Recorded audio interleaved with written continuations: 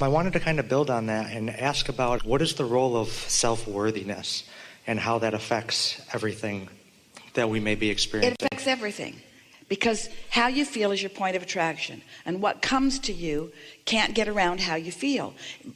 Even though you're asking, if you don't feel worthy, it's like you've got an umbrella up that's shielding it. So even though inspiration and ideas and all kinds of opportunities are flowing, you're kind of shielding yourself from them and not letting them in. But we want to explain worthiness to you in a way that you haven't thought of before, and in a way that is exactly the way that it is. And it's going to serve several purposes all at the same time. So just relax. This is going to make so much sense to you. So we've been explaining to you that you were source energy before you came into this physical body. Blah, blah, blah, blah, blah. You've heard it so many times. And that a part of you has come into this body, and you're sifting and sorting and coming to your own personal decisions and preferences and conclusions about things. And you're shooting these rockets of desires into this vibrational reality, and law of attraction and your inner being are gathering all those cooperative components. And so your wonderful life is gestating and becoming and getting ripe and ready for you to receive it. But at the same time that all of the things that you want relative to your life, your finances, your relationships, everything, at the same time that it's growing and getting ready for you, you must be vibrationally growing and getting ready for it.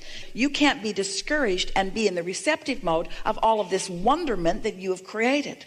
So as you hear us and play more and are nicer to yourself and meditate more and get good sleep and treat yourself well and look for positive aspects and feel good more and more and more of the time, so that you're commonly in what we are calling that receptive mode, then ideas occur to you and your timing is really good, and you find yourself often living in that sweet spot where something will occur to you and you will see quite readily the results of your being tuned in.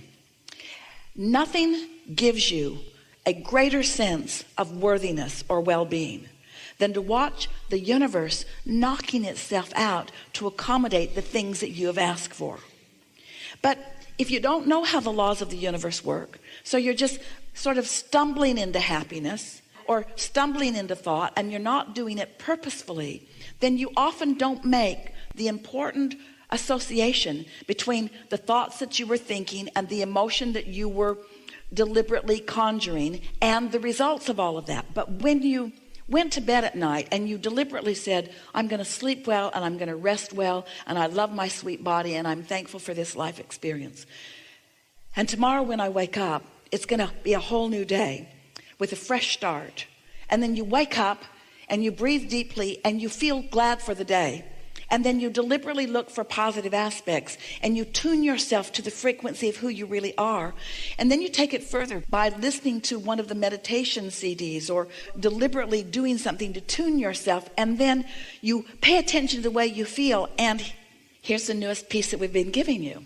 You know how when you're driving, you have a sense of how to stay where you need to be. You don't try to occupy the same space that another vehicle is occupying.